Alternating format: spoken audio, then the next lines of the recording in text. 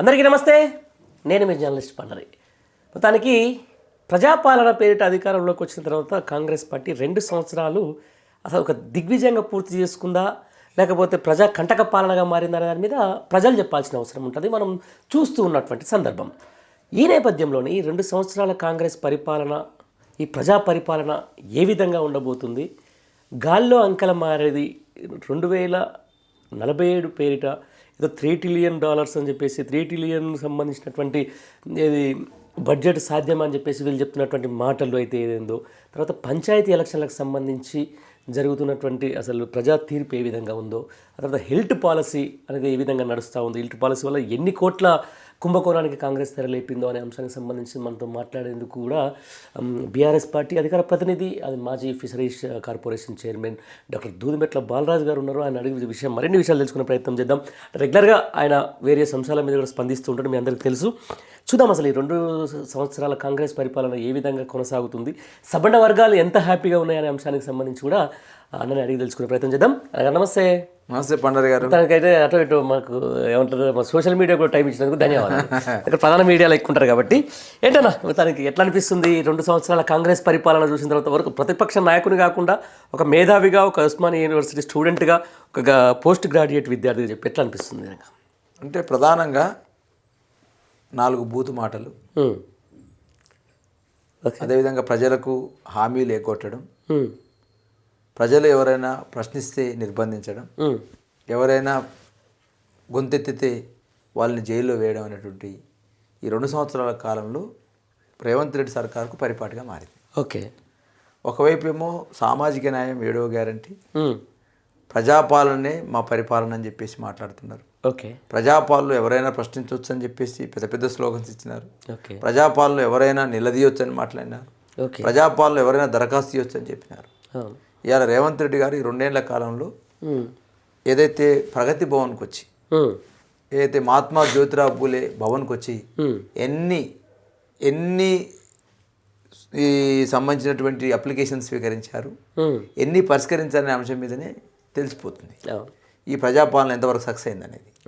ఇలా వాస్తవాలు వేరు, ప్రకటనలు వేరు. ఈ 2 ఏళ్ల కాలంలో ప్రజలకు ఏదైతే 6 గ్యారంటీల పేరుతోటి, 13 అంశాల పేరుతోటి ఏదైతే ప్రజలకు ఒక తీయని హామీల పత్రాన్ని వాళ్ళు అందించారో, ఆ తీయని హామీలు చేదు నిజాలుగా మిగిలినాయి ప్రజలకు. ఈ 2 ఏళ్ల కాలంలో ఆ చేదు నిజాలు ఏదైతే ప్రజల్లో గుండెల్లో ఉన్నాయి కాబట్టి ఆ చేదు నిజాల సాక్షిగానే ఇలా గ్రామ పంచాయతీ ఎలక్షన్ రిజల్ట్స్ వస్తూ ఉన్నాయి.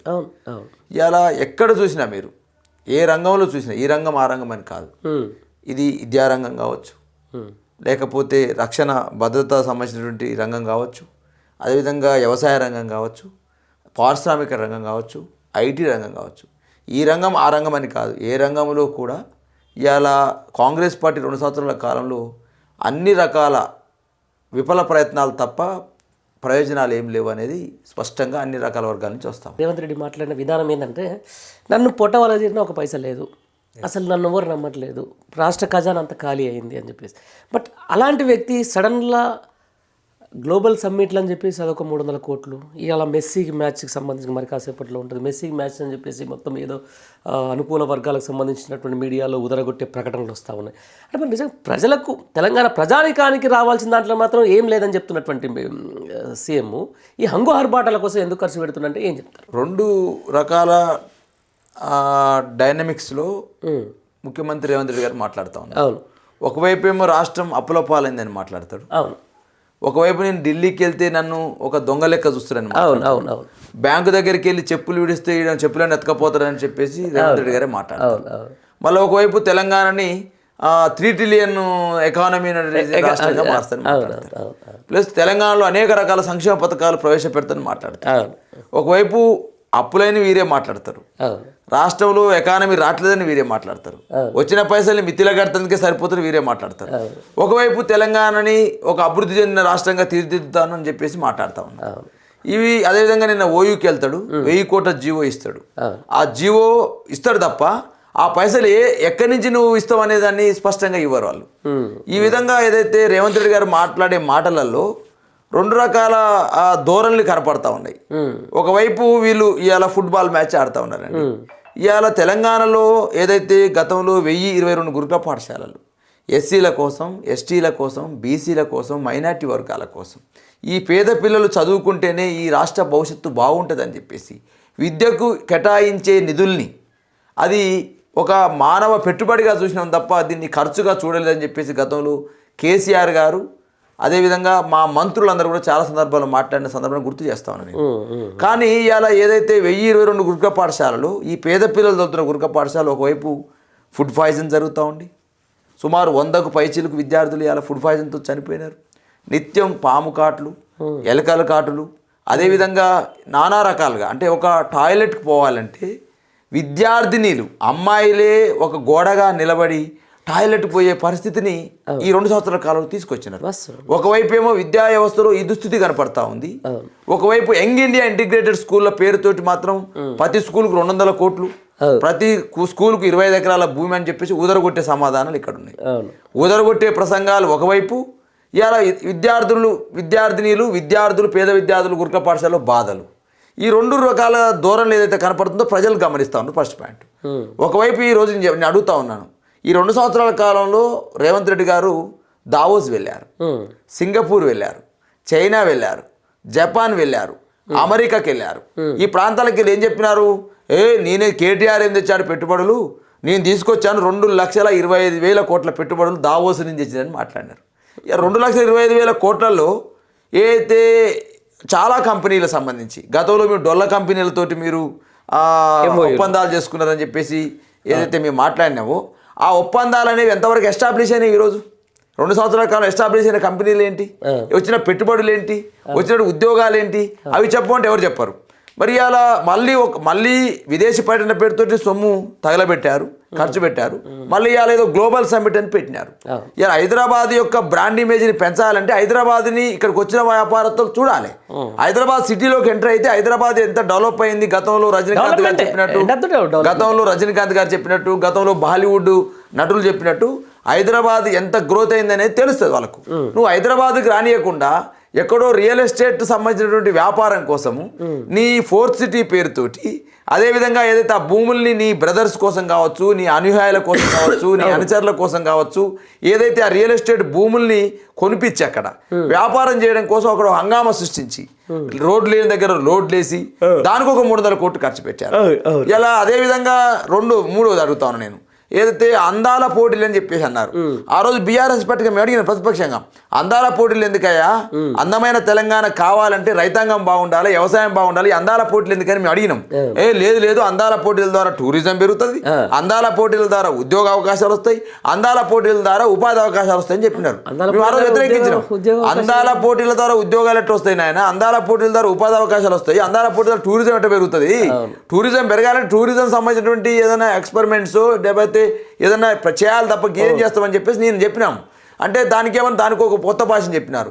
అందులోని అందాల పోటీలలో మిస్ ఇంగ్లాండ్ అనేటు యువతిని వేధించడం వల్ల, కాంగ్రెస్ పార్టీ ముఖ్య నేతలు వేధించడం వల్ల ఆమె మధ్య నుంచే పోటీ నుంచి వెళ్ళిపోయి దేశానికే కాదు తెలంగాణకు చెడ్డ పేరు వచ్చే సందర్భాన్ని గుర్తు చేస్తాం. దానికి ఒక 300 కోట్లు పెట్టారు, గ్లోబల్ సమిట్ కు 300 కోట్లు పెట్టారు. ఇక కొత్తగా మెస్సీ వచ్చినాడు. హాస్టల్లో ఉన్న పిల్లలకు మెస్సు బాగా పెడతలేవు కానీ మెస్సీతో ఫుట్బాల్ మాత్రం ఆడుతా ఉన్నాడు. ఈ ఫుట్బాల్ ఆడడం కోసం ప్రాక్టీస్ కోసం ఏదైతే మర్రిచంద్రారెడ్డి మానవరుల కేంద్రం అయితే MCHRD ఉందో 5 కోట్ల రూపాయలు పెట్టి స్టేడియాన్ని ఏర్పాటు చేసుకున్నాడండి. ఇవాళ ఫుట్బాల్ ఆడడం కోసం ఈయన ఒక ముఖ్యమంత్రి ఫుట్బాల్ ఆడడం కోసం 5 కోట్ల రూపాయలతోటి ఒక స్టేడియాన్ని ఏర్పాటు చేసుకున్నాడు మర్రిచంద్రారెడ్డి మానవరుల కేంద్రంలో MCHRDలో. ఇదంతా దౌర్మాన్యం. అంటే ప్రజాధనాన్ని నీ ఒక్కని ఆట ప్రాక్టీస్ కోసమా? మెస్సీ వచ్చి ఆడే ప్రాక్టీస్కే వృధా ఖర్చు అంటుంటే ఈయన ప్రాక్టీస్కు ఇంకో 5 కోట్ల రూపాయల ఖర్చు. అదేవిధంగా వీరు రాజమహల్ గతంలో అన్నారు కదా, కేసీఆర్ గారు ఏదో ప్రగతి భవన్ సొంత ఇల్లు అయినట్టు గడి అన్నాడు, రకరకాల 100 రూములు అన్నాడు, బంగారు కడ్డీలు అన్నాడు, బంగారు రోడ్లు అన్నాడు, బుల్లెట్ ప్రూఫ్ బాత్రూమ్లు అన్నాడు. ఇలా అదే బట్టి క్రమార్గా దాంట్లో ఉన్నారు. ఏం తేల్చారు అనేది ఏం తేల్చలేదు. కానీ ఈయనేం చేస్తున్నాడంటే ఇదే MCHRDలో 100 కోట్ల రూపాయలు ఖర్చు పెట్టి ఇవాళ రేవంత్ రెడ్డి అనే రాజ్మహల్ నిర్మించుకుంటా ఉన్నాడు. మరి ఎవరి కోసం నిర్మించుకుంటా ఉన్నారు, ఎందుకోసం మీరు వెళ్ళి చూసినారు, మీ మీడియా ద్వారా వెళ్ళి మీరు MCHRDకి వెళ్ళి చూస్తే 100 కోట్ల రూపాయలతో నిర్మిస్తున్నారు. ఇలా 100 కోట్ల రూపాయలు ఎందుకు? నువ్వే అన్నావు కదా నేను సింపుల్గా ఉంటా, ఒక్క రూముల్లో ఉంటా, నాకు రాజమహల్ అవసరం అన్నావు కదా. మరి రేవంత్ రెడ్డి రాజమహల్ ఎందుకు నిర్మించుకుంటున్నాడు? ఒక ఆట ప్రాక్టీస్ కోసం 5 కోట్లు ఎందుకు ఖర్చు పెట్టినావు ఫుట్బాల్ స్టేడియానికి? ఇవాళ మెస్సీ వచ్చి అర్ధగంట ఆడుతాడు, అర్ధగంట ఆడేదానికి 100 కోట్ల రూపాయల ఖర్చు ఎందుకన్నా? ప్రజాఉద్యమం ఖర్చు కదా. ఇవాళ మెస్సీ వస్తాడు, ఆడతాడు, వాళ్ళ చారిటబుల్ కోసం ఆడతారు, ఫండ్ రైజింగ్ కోసం ఆడతారు, వస్తారు వెళ్ళిపోతారు. దానికి సింగరేణి అనేది ఒక ప్రభుత్వ సంస్థ.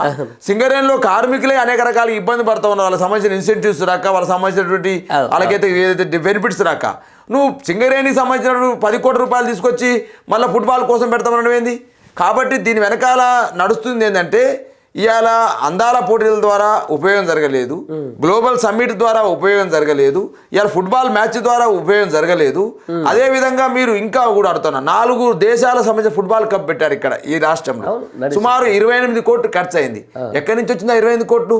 ఇవాళ విద్యకు పెట్టమంటేనేమో పెట్టవు, పేదవాళ్ళ మెస్సుకి ఇవ్వమంటేనే ఇవ్వవు. అదేవిధంగా ఫీజు రియంబర్స్మెంట్ అన్ని అడుగుతా ఉన్నాను ఇవాళ నేను. ఇవాళ మెస్సీకి పెట్టే 100 కోట్ల రూపాయలు, అదేవిధంగా గ్లోబల్ సమ్మిట్ పెట్టే 300 కోట్లు, అదేవిధంగా అందాల పోట్ల కోసం ఖర్చు పెట్టే 300 కోట్లు కలుపుతుంటే 1000 కోట్లు అవుతున్నాయి. ఇదే 1000 కోట్లు కాలేజ్ యాజమాన్యాలండి, సుమారు 2500 ప్రైవేట్ యాజమాన్యాలు.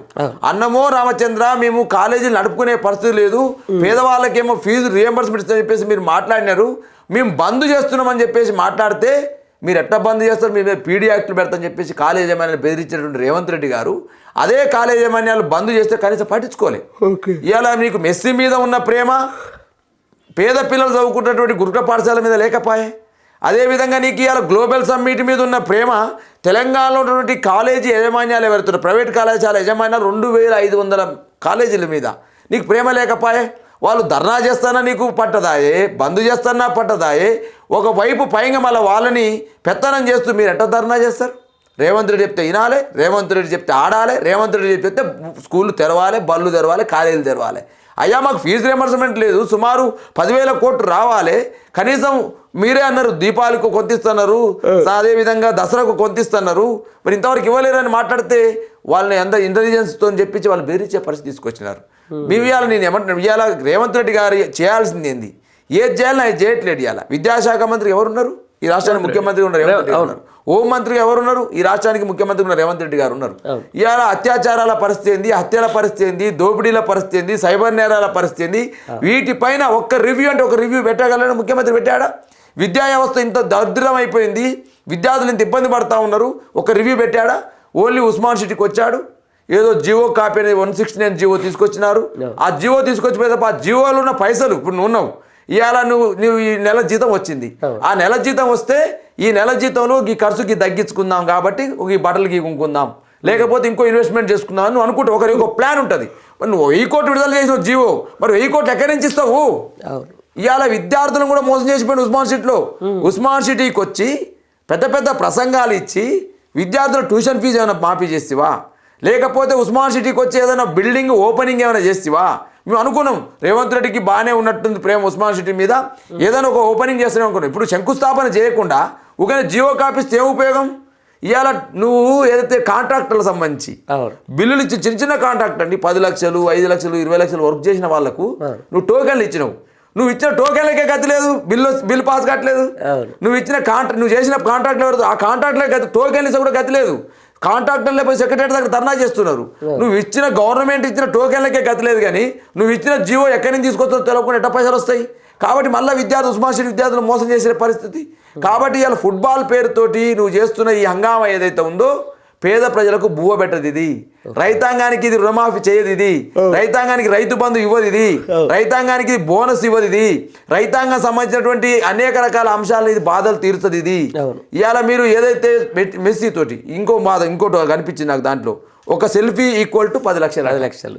ఇటు ఒక సెల్ఫీకి 10 లక్షలు తీసుకున్నటువంటి ఒక సెల్ఫీకి 10 లక్షలు తీసుకున్న మెస్సీ వృత్తాన్ని మ్యాచ్ ఆడతాడా అంటే ఇవాళ అంటున్నారు 10 అంతే షార్టీలు నిర్వహిస్తున్నవి అదంతా కూడా ఏదో స్పాన్సర్ సంస్థలను మాట్లాడుతున్న కాంగ్రెస్ పార్టీని అడుగుతాను నేను. ఒక్క సెల్ఫీ దిగడం కోసం మెస్సీకి 10 లక్షలు ఖర్చు పెడుతున్నారంటే 60 మందిని ఎవరు తయారు చేశారు? రేవంత్ రెడ్డి తయారు చేశాడా? ప్లీజ్ దయచేసి నేను ఆట ఆడుతూ ఉన్నా, మెస్సీ ఎక్కడికి వస్తూ ఉన్నాడు, ఆయనకు ఫండ్ రేజ్ చేయకపోతే ఆయన రాడు, కాబట్టి సీఎంగా నేను చెప్తున్నా ఒక్క ఫోటో దిగండి ప్లీజ్, ఒక్క ఫోటో దిగండి నా కోసం అని చెప్పేసి ఎవరైతే వ్యాపారవేత్తలను బతలాడుకున్నట్టయినా వ్యాపారవేత్తలు బతలాడుకొని నేను మ్యాచ్ ఆడుతున్నా పోయి నీవు మరి 6 కోట్లు జమ చేస్తేనే 60 సెల్ఫీలు వస్తాయి కాబట్టి 60 సెల్ఫీలకు ఓళ్ళు 10 లక్షలు అని చెప్పేసి ఈయన వెతికి పేరు రాసి వీళ్ళ యొక్క అనుచరుడు రోహిన్ రెడ్డి గారు వారందరూ పేరు రాసి 60 పేరు రాసి 60 పేర్లను బతలాడుకున్నట మీకు టికెట్లు ఇప్పిస్తా పెట్టన్నా మ్యాచ్ చూపిస్తా పోయి ఒక్క ఫోటో దిగురు ప్లీజ్ నాతో మెస్సీ ప్లీజ్ ఆట ఆడాలి అనేటువంటి ఒక దరిద్రమైనటువంటి భావజాలంలోకి వచ్చిపోయింది. అసలు నాకు అర్థం కావట్లే ముఖ్యమంత్రి చేయాల్సిన పని ఏందో చేయకుండా ఈ రకంగా ఏదో మెస్సీతోని ఆట ఆడితే రాష్ట్రం బాగుపడతా? మెస్సీతోని ఆట ఆడేవాళ్ళు వేరే వాళ్ళు ఉంటారు. నువ్వు వీక్షకుడిగా వెళ్ళు ప్రేక్షకుడిగా వెళ్ళి కానీ నువ్వే మొత్తం ఏదో ఒకవేళ చేయాలనుకుంటే ఈ రాష్ట్రంలో క్రికెట్ కోసం ఎక్కువ ఇష్టపడుతున్నారు. ఇవాళ ఐపీఎల్ వచ్చిన తర్వాతకి పేద విద్యార్థులు చాలా మంది ఇవాళ సిరాజ్ లాంటి బౌలర్ అద్భుతంగా వెళ్ళి ఆట ఆడి ఇవాళ ఒక ఇండియన్ ప్లేయర్ గా అయినాడు. ఒక క్రికెట్ డెవలప్ చెయ్యి, స్టేడియాలు డెవలప్ చేయి, sports authority Telangana sports authority దాన్ని డెవలప్ చేయి. At the same time Balaji గారు ఆ 10 కోట్లు పెడితే నిజంగా అట్లాంటి ఫుట్బాల్ అకాడమీ చేసి ప్లేయర్లను తీసుకురావచ్చు. ఎస్ 100% కదా. కానీ ఈయన ఆడటానికి 10 కోట్లు 100 కోట్లు ఏందనేది దాని మీద నేను చెప్తున్నా 100% కదా. 100 కోట్ల రూపాయలు ప్రజాధనాన్ని వృధా చేస్తున్న రేవంత్ రెడ్డి. ఒకవైపు 300 కోట్ల రూపాయలతోటి గ్లోబల్ సమిట్ తోటి దాన్ని ప్రజాధనం వృధా చేసి రోడ్లండి, డేరాలు రోడ్లు అక్కడ ఏమి లేవు. అనేక మంది వచ్చినటువంటి వాళ్ళు చాలా ఇబ్బందులు పడ్డ పరిస్థితి. చిరంజీవిని బతిలాడుకుని చిరంజీవిని తెచ్చుకోవడం, నాగార్జున బతిలాడుకుని నాగార్జున తెచ్చుకోవడం. అదే విధంగా అసలు అది లోకల్ సమ్మిట్, అది రియల్ ఎస్టేట్ సమ్మిట్. అది రియల్ ఎస్టేట్ సమ్మిట్ గా నేను భావిస్తా ఉన్నా, లోకల్ సమ్మిట్ గా నేను భావిస్తా ఉన్నా. ఇక పెద్ద ఎత్తున ఒక వీళ్ళ మంత్రులు అయితే బాణా భజంత్రులు పెట్టుకొని ఒక జమ్మూ కాశ్మీర్కో ఒక మంత్రి, మధ్యప్రదేశ్కో మంత్రి, మహారాష్ట్రకో మంత్రి, ముఖ్యమంత్రులు అందరినీ పిలిచారు. కనీసం రాహుల్ గాంధీ వచ్చే పరిస్థితి లేదు, కనీసం ఖర్గే వచ్చే పరిస్థితి లేదు, కనీసం ఇలా ముఖ్యమంత్రి కాంగ్రెస్ పార్టీ ముఖ్యమంత్రి అయినటువంటి హిమాచల్ ప్రదేశ్ ముఖ్యమంత్రి కూడా వచ్చే పరిస్థితి లేదు. ఆ పక్కన సిద్ధరామయ్య ముఖ్యమంత్రి కూడా వచ్చే పరిస్థితి లేదు. అంటే ఈయన సమ్మిట్ గ్లోబల్ సమ్మిటా, ఇది గ్లోబల్స్ సమ్మిటా, రియల్ ఎస్టేట్ సమ్మిటా, లేకపోతే రియల్ ఎస్టేట్ వ్యాపారాల కోసం చేసే సమ్మిటా, దేనికోసం ఈ సమ్మిట్? అదే అంటున్నా. మీరేమో గ్లోబల్ సమ్మిట్ అటర్ ఫ్లాప్ అంటున్నారు. 2 లక్షల కోట్ల ఏమో వీళ్ళు చేసుకున్నాము. ఈ గ్లోబల్ సమ్మిట్లో చేసుకున్నటువంటి ఏదైతే ఉందో టోటల్ అదొక ఎంఓఈల వల్ల తెలంగాణ ముఖ చిత్రం మారిపోబోతుందని చెప్పేసి అంటున్నారు కదా. నేను ఏమంటుంటే బ్రదర్, నేను ఇప్పుడు ఇలా ఓకే మీరు చాలా ముచ్చట చెప్తా ఉన్నారు కానీ ఇవాళ వీళ్ళు అడగాల్సింది వీళ్ళని ఏంటంటే ప్రధానంగా ఏదైతే ఇప్పుడు వీళ్ళు సమ్మిట్ పేరుతో జరిగినటువంటి చర్చలలో రకరకాల అంశాలు తెర మీదకి వచ్చినవి. ఆ అంశాలు ప్రధానంగా మీకు చెప్తా ఉన్నాను నేను. ఇవాళ ఒకటి జానారెడ్డి గారి కొడుకు సంబంధించినటువంటి కంపెనీ. ఆ కంపెనీ ఏం చేసింది, ఇక్కడ ఎంయూఓలు మన ఒప్పందాలు కుదుర్చుకుంది. ఆ ఒప్పందాలు ఎక్కడ చేశారు, ఏం చేశారు అనే అంశాన్ని స్పష్టంగా మీకు మళ్ళీ చెప్తాను నేను. ఇలా ప్రధానంగా ఏదైతే జానారెడ్డి గారి కొడుకు సంబంధించిన company Jaiveer Reddy Nagarjuna sir MLA, ఆయన ఆ ఎమ్మెల్యే గారు సంబంధించినటువంటి ఏదైతే ఉందో ప్రధానంగా ఏదైతే 4 నెలల క్రితం ఆస్థానా గ్రీన్ ఎనర్జీ అనే కంపెనీ, ఇది Nagarjuna Sagar MLA Asthana green energy ventures private limited. ఇది 500 మెగావాట్ల సోలార్ విద్యుత్తును ఉత్పత్తి చేయడం కోసం వీళ్ళు పెట్టినటువంటి పెట్టుబడి 10,500 కోట్లు పెట్టుబడి. కానీ దీని మూలధనం అంటే దీని ఇలా కాడున్న పైసలు అంటే పెట్టుబడి పెడతామని చెప్పేసి ఒప్పందాలు పెట్టుకున్నారు. కానీ ఇలా కాడున్న పైసలు లచ్చే. ఇలా కంపెనీ యొక్క మూలధనం 1,00,000 మాత్రమే. 10,500 కోట్ల పెట్టుబడితో చెప్పింది. మరి జానారెడ్డి నీ ఇంటి పక్కనే ఉండు కదా, జానారెడ్డి కొడుకు నీ ఇంటి పక్కన ఉన్నాడు కానీ ఎమ్మెల్యేనే కదా. జానారెడ్డి కొడుకుతో ఒప్పందం చేసుకోవడం కోసం గ్లోబల్ సమ్మిట్ అవసరమా? సెక్రటరీకి వస్తే హాయిగా ఒప్పందం మార్చుకోవచ్చు. ఇంకోటి 4 నెలల క్రితం హైదరాబాద్ లో కావూరు హిల్స్ లో ఏర్పాటు చేసిన అతిరథ హోల్డింగ్స్ ఇండియా లిమిటెడ్ 4,000 కోట్లు పెట్టుబడి పెడతాని చెప్పి అన్నారట. ఈ కంపెనీ ఎప్పుడు ఏర్పడదా అనుకుంటారు? 2025 జూలై 30 తారీఖు ఏర్పడ్డది.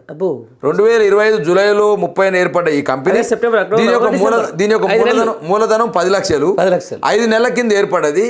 కావూరు హిల్స్ లో ఉంది. దీనికి గ్లోబల్ సమ్మిట్ అవసరమా? ఇన్నే కావూరు హిల్స్ లో ఉన్నటువంటి ఈ company Nagarjuna Sagar MLA company ఎందుకు ఈ అంత గ్లోబల్ సమ్మిట్ అవసరం ఏంది?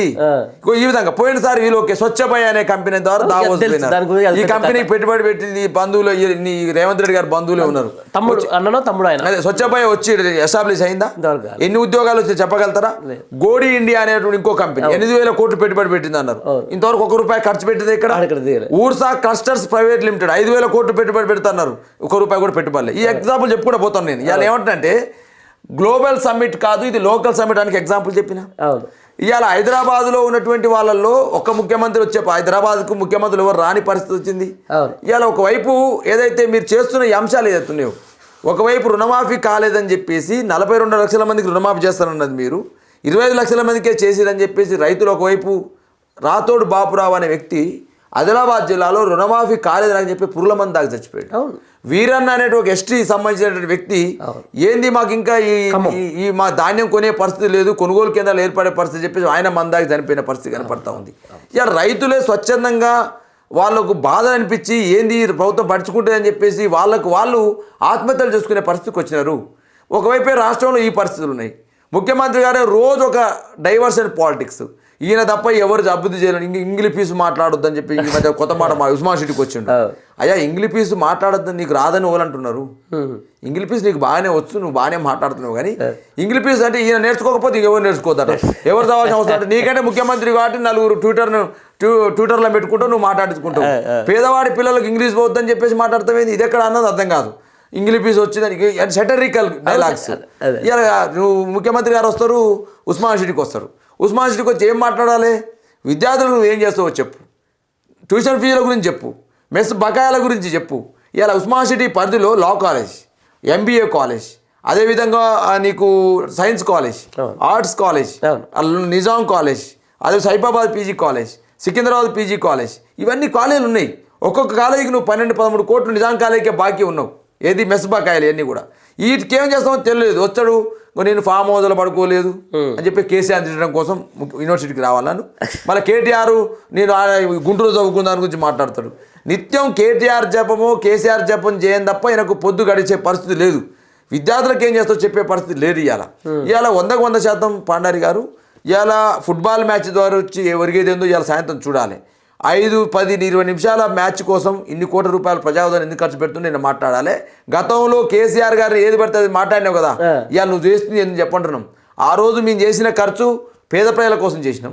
ఈ రోజు నువ్వు చేస్తున్న ఖర్చు ఏదైతే నీ వ్యక్తిగతంగా ఏదో ఎంజాయ్ చేయడం కోసం చేస్తున్నావు, నీ అనుచరుల కోసం అని అనుకున్నాం. రైట్. ఇదే విషయానికి సంబంధించి మీరు చెప్పారు కొన్ని కంపెనీలు 8,000 ఎకరాలు 4 కోట్ల బడ్జెట్, ఆ తర్వాత ఏంది అది పెట్టుబడులు అని చెప్పేసి. దీని వెనుక మొత్తం హెల్త్ పాలసీ మీకు తెలుసు, హైదరాబాద్ ఇండస్ట్రియల్ ల్యాండ్ ట్రాన్స్ఫర్మేషన్ సంబంధించిన దాని మీద 4th సిటీకి తరలించడంలో భాగంగా ఈరోజు హైదరాబాద్లో ఉన్న అత్యంత విలువైన పారిశ్రామిక వాడలు ఉన్నాయి కదా, వాళ్ళందరినీ ఇక్కడ తరలించి అక్కడ రియల్ ఎస్టేట్ చేసి ఇక్కడ ఉన్నటువంటి కంపెనీలని అక్కడ తీసుకుపోవడానికి, లేకపోతే వాళ్ళ అనుచరులకు మీరు అన్నట్టు ఇప్పుడు జాలారెడ్డి, రఘువీరారెడ్డి వాళ్ళందరికీ ఇస్తానికి 4th సిటీలో ఒక ఏమంటుందంటే ఒక స్కామ్, ఒక విధంగా చెప్పాలంటే స్కామ్కి ఒక 50,000 కోట్ల స్కామ్కు తెరలేపారని చెప్పేసి కూడా నడుస్తుంది. అసలు ఈ ఇల్ట్ స్కామ్ అనేది నిజంగా 4th సిటీని దృష్టిలో పెట్టుకొని అక్కడ తరలించే ప్రయత్నమా, లేకపోతే హైదరాబాద్లో ఉన్న 9,292 ఎకరాలని అమ్మేసి ఈరోజు ఖజానా నింపుకొని లేకపోతే వాళ్ళ కమిషన్ల కోసం చేస్తున్నారని అనుకుంటున్నారా? రేవంత్ రెడ్డి గారు వచ్చిన కాంచి భూముల్ని చెరబట్టడమే అది నడుస్తుంది, పనిగా పెట్టుకో ఎస్సీయూ నుంచి నడుస్తుంది. ఇవాళ ఎస్సీయూ భూములు సంబంధించి 400 ఎకరాలు చెరబెట్టే ప్రయత్నం చేస్తే బీఆర్ఎస్ పార్టీగా మనం స్పందించినాం. అవును. హైడ్రా పేరుతోటి పేదవాళ్ళ యొక్క భూములు చెరబెడదామని ప్రయత్నం చేస్తే దాని మీద బీఆర్ఎస్ పార్టీ స్పందించింది. అదేవిధంగా ఏదైతే మీరు లఘుచర్లలో గిరిజన రైతాంగం దగ్గర ఉన్నటువంటి భూముల్ని గుంజుకునే ప్రయత్నం చేస్తే బీఆర్ఎస్ పార్టీ స్పందించింది. ఇవాళ మళ్ళీ ఒక కుంభకోణానికి ఇవాళ రేవంత్ రెడ్డి గారు పూనుకున్నారు. ఏదైతే గ్రీన్ఫీల్డ్ హైవే పేరుతోటి ఇవాళ గ్రీన్ఫీల్డ్ హైవే కావచ్చు, 4th సిటీ కావచ్చు, ఎంత మంచి పలుకులు పలికారని, నీతి సూత్రాలు పలికారు రేవంత్ రెడ్డి గారు. ఏమని పలికారు?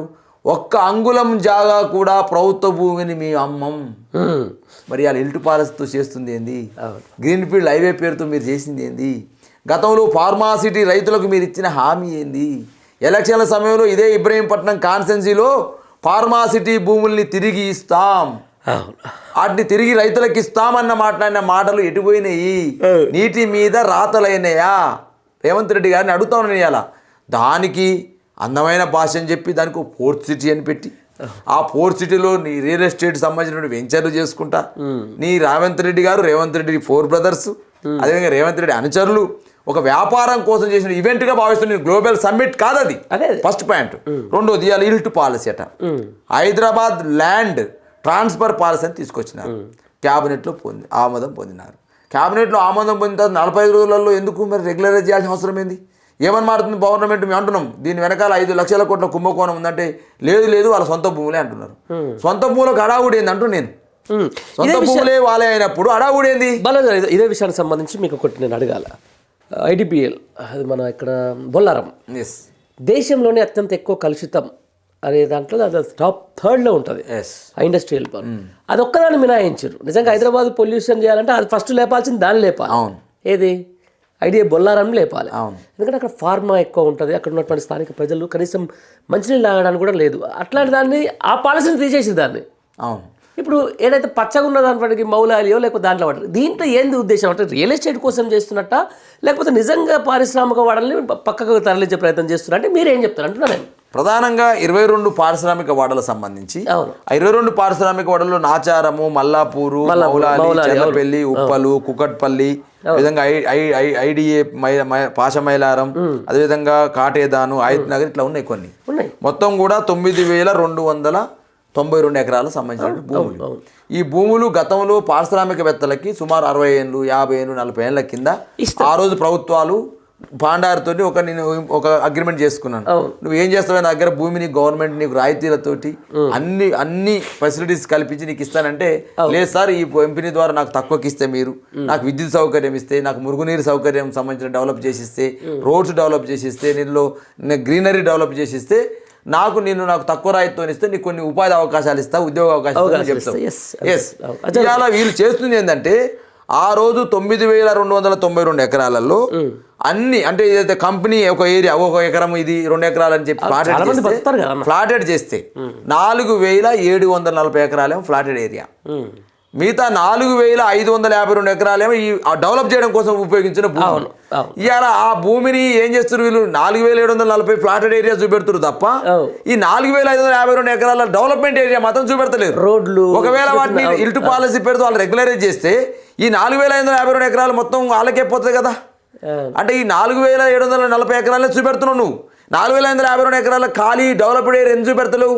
అక్కడనే ఉంది మతలబు ఇల్లా. నేను ఇవాళ ఇంకొక అంశం కూడా చెప్తా ఉన్నాను. ఎవరికైతే పారిశ్రామిక అవసరాలకు ఇచ్చిన భూమి ఏదైతే ఉందో దాన్ని ఇంకో అవసరాలకు ఉపయోగించుకోవద్దని చట్టం ఉంది. ఆ చట్టాన్ని తొలగిస్తున్నావు నువ్వు. ఆ చట్టాన్ని తొలగించేటప్పుడు నువ్వు వాడు ఏం కడతారు? ఇప్పుడు ఎకరం భూమి ఉంది అనుకోండి, ఎకరంలో నీకు 2,800 గజాల భూమి వెళ్ళింది అనుకోండి, అందులో నీకు ఎంతెంత ఇప్పుడు 1 కోటి రూపాయల ఎకరం ఉందనుకోండి, 1 కోటి రూపాయలు సంపాదిస్తాడా? 100 కోట్ల రూపాయలు సంపాదిస్తాడు కదా. షాపింగ్ మాల్స్ పేరుతోటి, థియేటర్స్ పేరుతోటి, ఇంకేదన్నా సంథింగ్ వ్యాపారం సంబంధించినటువంటి డూప్లెక్స్ హౌసెస్ కావచ్చు, లేకపోతే ఇంకేదన్నా హైరేజెస్ హౌసెస్ కడతాడు. కాబట్టి నువ్వు 1 కోటి రూపాయలు చెల్లించి 100 కోట్లు సంపాదించుకురు కాబట్టి నువ్వు ఎందుకు వాళ్ళకు మార్కెట్ వాల్యూ కంటే తక్కువ ఇస్తున్నావు PRS పార్టీ అడుగుతుంది. ఆ రోజు వాళ్ళు కొన్న మాత్రం ఎట్లా కూడా తక్కువ ధరకే కొన్నారు కదా. కాబట్టి ఇవాళ మార్కెట్ వాళ్ళు గతంలో BRS పార్టీ ప్రభుత్వంలో ఉన్నప్పుడు ఇదే వ్యాపారవేత్తలు వచ్చి మాకు తక్కువకి ఇవ్వమంటే మేము తక్కువకి ఇవ్వము, మార్కెట్ వాల్యూ ప్రకారం మీరు ఒకవేళ మీ చేతిలో ఒక కంపెనీ ఉందనుకోండి, మీకే ఇచ్చిన అనుకోండి, 100% మీ దగ్గర ఫీజు వసూలు చేస్తాం. అదేవిధంగా మీ చేతుల్లో ఇంకోరు బదలాయించడానికి 200% ఫీజు చేస్తాం చెప్పిన గవర్నమెంట్కి ఉపయోగించడం కోసం.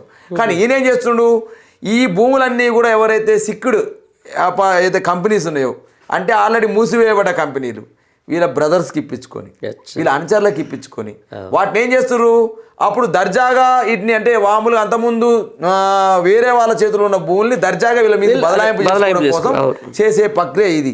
ఒకవైపు ప్రభుత్వం ఏమంటుంది, వాళ్ళ సొంత భూములని మాట్లాడుతుంది. సొంత భూములకు మరి ఎందుకు అడావుడు ఎందుకు? 25-40 క్యాబినెట్ సమావేశం పెట్టంగానే 7 రోజులలో వెంటనే అప్లికేషన్ ఇన్వైటింగ్, 7 రోజులలోనే అప్లికేషన్ స్క్రూట్నీ, 25 రోజులలో మొత్తం 45 రోజులు ఖతమయ్యే లోపల మొత్తం టోటల్ రెగ్యులరైజ్ చేస్తున్నాం అని చెప్పేసి మాట్లాడుతూ ఉన్నారు. మరి దీనికి ఇంత హడావుడు ఎందుకు? 45 రోజుల్లో ఈ తతంగాన్ని పూర్తి చేయాల్సిన అవసరం ఏంది అంటున్నా నేను. కాబట్టి ఇందులో మతలబు ఉంది అనేది BRS పార్టీ చెప్తా ఉంది. దీని వెనకాల ఖచ్చితంగా 5 లక్షల కోట్ల కుంభకోణం జరుగుతూ ఉంది. ఈ యొక్క కంపెనీలు మీరు ప్రభుత్వం మీ దగ్గర ఉంది, ఈ కంపెనీలు ఎవరి చేతుల్లో బయట పెట్టండి, ఈ కంపెనీలు ఎవరికి బదలాయించబడే చేతులు చెప్పండి. ఇంకో మాట కూడా అంటావు, నువ్వు గతంలో ఏమన్నావు, ఒక అంగళం భూమి అమ్మననేది నువ్వే కదా ప్రభుత్వ భూమిని. ఒకవేళ మీకు ఈ భూమి అవసరాలు తెలుసు కదా, హైదరాబాద్లో ఈ భూములు ఉన్నట్టయితే నీకేదన్నా ఇప్పుడు గ్రేవ్ యార్డ్లకు ఉపయోగపడుతుంది, అదేవిధంగా పేదలకు ఇండ్ల కోసం ఉపయోగపడుతుంది, స్పోర్ట్స్ కోసం డెవలప్ చేసుకోవడం ఉపయోగపడుతుంది, ఇంకో పేద ప్రజలకు ఉపయోగపడుతుంది. కానీ ఈ భూముల్ని నువ్వు రిప్లేస్ చేస్తున్నప్పుడు ఈ భూముల బదులు వాతావరణ కాలుష్యం లేదు కదా, ఔటర్ రింగ్ చోటు నువ్వు 4 సిటీ పేర్లో 1000 ఎకరాలు ఉన్నాయి కదా, అక్కడ కేటాయింపజేయి వాళ్ళకు, ఈ భూముల్ని అక్కడ వాళ్ళకి కేటాయింపజేయి. దీని బదులుగా ఇటు అమ్మాల్సిన అవసరం ఏంది? కాబట్టి దీని వెనకాల ఖచ్చితంగా మతలబు ఉన్నది. ఆ మతలబు మేము చెప్తా ఉంటే రేవంత్ రెడ్డి గారు బుకాయించే ప్రయత్నం చేస్తా ఉన్నాడు. అడ్డంగా దొరికిపోయిన పరిస్థితి ఇవాళ. అదానీ గ్రూపులకి ఏదైతే సిమెంట్ పరిశ్రమ కోసం రామన్నపేటలో భూములు ఇచ్చి అక్కడ అడ్డంగా దొరికిపోయినారు. మూసి పునర్జీవం పేరుతో 1,50,000 కోట్లు చేసి ఏదైతే మెయిన్ హార్ట్ అనేటువంటి కంపెనీకి అప్పజెప్పాలనే ప్రయత్నంలో అడ్డంగా దొరికిపోయినాడు.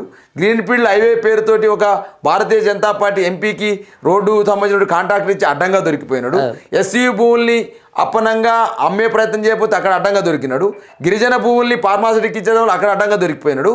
ఇవాళ కూడా ఈ ఏదైతే ఇల్టు పాలసీ కూడా అడ్డంగా దొరికిపోయాడు. ఇక దొరికిన దొంగ ఏం చేస్తాడు, బుకాయించకపోతే అది ముందు నుంచి నడుస్తుంది. రైట్, అర్థమైంది మొత్తం టోటల్గా ఇది డైవర్ట్ పాలిటిక్స్ నడుస్తుందని చెప్పేసి అర్థమవుతుంది. చూస్తున్నారు ప్రధాన ప్రతిపక్షంగా మీరు కొట్లాడుతున్నారు. అంటే ఇట్లా ఇప్పుడు కొంచెం కొసమెరుపు ఈ జూబ్లీహిల్స్ ఓటమి తర్వాత ఇదంతా తర్వాత ఏంటంటే ఈరోజు గ్రామ పంచాయతీ ఎలక్షన్లకు సంబంధించిన దాంట్లో బీఆర్ఎస్ అంటే హవా అని చెప్పను, బట్ గట్టిగా ఉనికైతే చాడుతున్నటువంటి పరిస్థితి ఈ ఎలక్షన్ల వల్ల. అంటే మీ పార్టీ నేర్చుకుంది ఏంది, మీరు అంటే ఏ విధంగా అంటే ప్రజల్లో ఇంకా ఎట్లా చాలామంది చెప్తారు అసలు క్యాడర్ లేదు పార్టీకి, అది లేదు అని చెప్పేసి కొన్ని విమర్శలు వస్తున్న నేపథ్యం ఈ గ్రామ పంచాయతీ ఎలక్షన్లు చూసిన తర్వాత రిజల్ట్ చూసిన తర్వాత ఎట్లా అనిపిస్తుంది? ఇప్పుడు పార్టీ వర్కింగ్ ప్రెసిడెంట్గా మా తెలంగాణ తొలి ముఖ్యమంత్రి కేసీఆర్ గారి మార్గదర్శకంలో పార్టీ వర్కింగ్ ప్రెసిడెంట్ కేటీఆర్ గారు ప్రతి నిత్యం ప్రజల్లో ఉంటూ ప్రజా సమస్యల కోసం, రైతాంగ సమస్యల కోసం ఎక్కడ ఆపదొస్తే అక్కడ అన్న అని పిలవగానే రామన్న వాళ్తున్న సందర్భం కావచ్చు. ఇవాళ 24/7 ప్రజా దర్బార్ లేక తెలంగాణ భవనం ఒక జనతా గ్యారేజ్ లాగా మారడం కావచ్చు. ఈ 2 సంవత్సరాల కాలంలో మేము ఎక్కడ కొట్టలేదండి. కృష్ణా జలాల వాటాల్లో అన్యాయం జరిగితే మేము కొట్లాడినాం. అదేవిధంగా నిరుద్యోగులకు అన్యాయం జరుగుతూ ఉంటే మేము కొట్లాడినాం. అదేవిధంగా పేద రైతుల గిరిజనుల భూములు లాక్కుంటూ ఉంటే మేము కొట్లాడినాం. అదేవిధంగా అన్ని అంశాల పట్ల బీఆర్ఎస్ పార్టీ స్పందించింది. నువ్వు ఇస్తానన్న రుణమాఫీ ఎందుకు కాలేదని అడిగినాం. నువ్వు ఇస్తామన్న రైతు బంధు ఎందుకు వేయలేదని అడిగినాం. ఇలా ఇస్తానన్న 6 గ్యారెంటీలు ఎందుకు అమలు చేయాలని అడిగినాం. ఇవన్నీ అంశాలు రోజుకు ప్రభుత్వం ఇచ్చిన హామీలు, ప్రభుత్వ వైఫల్యాల మీద బీఆర్ఎస్ పార్టీగా పార్టీ వర్క్ మీటింగ్ కేటీఆర్ గారి పిలుపు మేరకు ప్రతినిత్యం మేము ప్రజల్లో ఉన్నాము. ఆ ప్రజల్లో ఉన్నప్పుడు ఏమైంది, జూబ్లీస్ ఎలక్షన్ వచ్చింది. ఇలా జూబ్లీస్ ఎలక్షన్లో సామధాన భేద దండోపాయం చూసినాం. ఎన్ని రకాల ప్రలోభాలు పెట్టారు, ఎన్ని రకాల ఇబ్బందులు పెట్టారు, ఎన్ని రకాల ఏం ఉపయోగించారనేది ప్రజలు చూసినారు. ఆఖరికి గుడ్డిలో మెల్లగా ఒక 25,000 ఓట్లతో గెలిచారు. 20,000లో 13,000 12,000 మేము తీర్చగలిగితే గెలిపేవారితో తేలిపోయేది. ఇక దానికి ఆ రకంగా వచ్చిన అంటే సామధాన భేద దండోపాయం ద్వారా అనేక ప్రలోభాల ద్వారా వచ్చిన విజయాన్ని ఇదేదో రేవంత్ రెడ్డికి వచ్చిన గొప్ప విజయంగా భావించి ఇక బీఆర్ఎస్ పని అయిపోయింది అన్నారు. ఇవాళ ఆఖరికి తేలింది ఏంది గ్రామాల్లో పోతే గ్రామాలలో నిజంగా చెప్తున్న పండారి గారు 2019 స్థానిక సంస్థల ఎలక్షన్ జరిగినాయి. ఆ రోజు బీఆర్ఎస్ పార్టీ అధికారంలో ఉంది. ఆ రోజు మా స్ట్రైక్ రేటు 86 నుంచి 90%. అంటే కాంగ్రెస్ పార్టీ భారతీయ జనతా పార్టీ 2 కలిపినా కూడా 10% సీట్లు సాధించలేము. 86 నుంచి 90% సీట్లు సాధించింది బీఆర్ఎస్ పార్టీ. ఎందుకు అంటే ప్రభుత్వం పట్ల ప్రజల్లో ఉన్నటువంటి సానుకూలత, ప్రభుత్వం చేస్తున్న సంక్షేమ కార్యక్రమాలు. ఎందుకంటే రూరల్ అనేది ఎక్కువ కాబట్టి తెలంగాణలో రూరల్ అనేది ప్రతిబింబిస్తుంది. ప్లస్ అధికారముతో పాటుగా ప్రజా సంక్షేమ కార్యక్రమాలని ప్రజలు ఇన్ఫ్లుయెన్స్ చేసి ఓటేసినారు. మరి ఆ రోజు బీఆర్ఎస్ పార్టీ సాధించిన విజయం అది. మరి ఈ రోజు కాంగ్రెస్ పార్టీ బీఆర్ఎస్ఏ లేదని మాట్లాడినారు కదా. బీఆర్ఎస్ ఉనికి ప్రశ్నార్థకమని మాట్లాడిన వీళ్ళకు ఇవాళ ఏ జిల్లాలో పోయి చూడండి మీరు, ఏ జిల్లాలో 33 జిల్లాలలో ఏదైతే వీళ్ళు ఎలక్షన్ జరిగినాయో ఈ ఎలక్షన్లో ఎక్కడ కూడా ఈ 33 జిల్లాల్లో జరిగిన 31 జిల్లాలకు సంబంధించి యాదాద్రి జిల్లాలో ఫస్ట్ ఫేజ్ లో సుమారు 4,200 పైచిలకు గ్రామ పంచాయతీ ఎలక్షన్ జరిగితే 300 పైచిలకు గ్రామ పంచాయతీ ఏకగ్రీవం అయితే మిగిలిన 3,800 ఏమున్నాయండి. ఆ 3,800లలో ఇలా యాదాద్రి జిల్లాలో చూస్తే 58 స్థానాలు బీఆర్ఎస్ సాధించింది, అధికార పార్టీ 86. అంటే చూడండి స్ట్రైక్ రేట్ ఏ విధంగా ఉందో. అంటే నియర్బై వాళ్ళకు దగ్గరలో వచ్చినాం.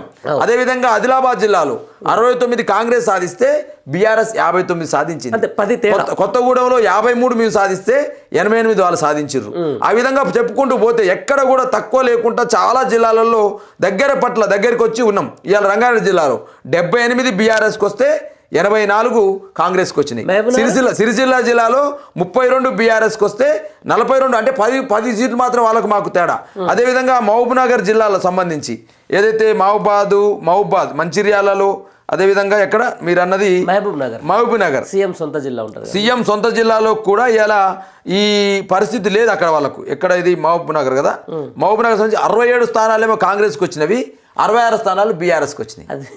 67, 66 అంటే ఇంకొక స్థానమే. అది సీఎం శ్రీనివాస్ గౌడ్ గారు అక్కడ సీరియస్ గా ఉండి, నిరంజన్ రెడ్డి గారు వనపర్తిలో సీరియస్ గా ఉండి, అన్ని జిల్లాల్లో మా మాజీ మంత్రులందరూ కూడా సీరియస్ గా ఉండి, ఇలా కాంగ్రెస్ పార్టీ చేస్తున్న ఈ అంశాలన్నీ కూడా గ్రామాల్లో మేము చెప్పలే. ఓవరాల్ గా అంటే ఫస్ట్ ఫేజ్ లో ఎంత ఉంది చెప్పండి ఒకసారి. ఫస్ట్ ఫేజ్ లో సంబంధించి వాళ్ళకు ఏదైతే 2342 వాళ్ళకు వచ్చినవి, మాకు 1388, సుమారు 1400 మాకు వచ్చినాయి. అంటే వాళ్ళకు మాకు 1000 తేడా మాత్రమే. అందులో యునానిమస్ ఎక్కువ ఏదైతే అధికార పార్టీ నేనంటే వాళ్ళకు మాకు తేడా 1000 మాత్రమే. వాస్తవానికి ఇది కాదు, ఈ ఫిగర్స్ ఉండవు వాస్తవంగా. ఇక్కడ గ్రామ పంచాయతీ ఎలక్షన్స్ లో అధికారం ఉందని, ఎమ్మెల్యేలు ఉన్నారని, అభివృద్ధి పనులు వాళ్ళతో ఉంటే జరుగుతాయని, అదేవిధంగా మంత్రులు ఉంటారని చెప్పేసి ఒక భావన ప్రజల్లో ఉంటది. కాబట్టి ఆ రకమైన వాతావరణం గతంలో మేము ఎలక్షన్ చూసినాం. మేము ఇక్కడ 86 నుంచి 90% సీట్లు ఎట్లా సాధించగలిగినాం? అధికారంతో పాటుగా సంక్షేమ పథకాలు మాకున్నాయి. కానీ అలా అధికారం వాళ్ళకు ఉందని ఉంది, కానీ సంక్షేమ పథకాలు ఏం కావట్లేవు అనే భావన వ్యతిరేకత అయితే ఉంది, ప్రజల్లో వ్యతిరేకత ఉంది. కాబట్టి ఇన్ని సీట్లు బీఆర్ఎస్ గెలవగలిగింది. ఇవాళ మేము గతంలో 10%, 12% కూడా ప్రతిపక్షాలు దక్కని పరిస్థితుల్లో 30% పైచిలుకు, అది ఫస్ట్ ఫేజ్ లోనే 30% సంబంధించిన, అంటే సుమారు నేను చెప్తున్నాను ఇందులోనే 1400 వస్తే సెకండ్ ఫేజ్, థర్డ్ ఫేజ్ కలుపుకుంటే మేము ఎక్కడ సుమారు 4 నుంచి 5,000 సీట్లు, 12,700 గ్రామ పంచాయతీ, 4 నుంచి 5,000 అంటే సుమారు 40% సీట్లని బీఆర్ఎస్ కైవసం చేసుకోబోతుంది. ప్రతిపక్షంలో ఉండి నేను మునుగు మన భువనగిరి పార్లమెంట్ లో కొండమడుగు, చందుపట్ల, ఇక్కడ అదేవిధంగా గొల్లెపల్లి, వెలిగొండ మండలంలో పులిగిల్ల గ్రామాలు తిరిగినాను.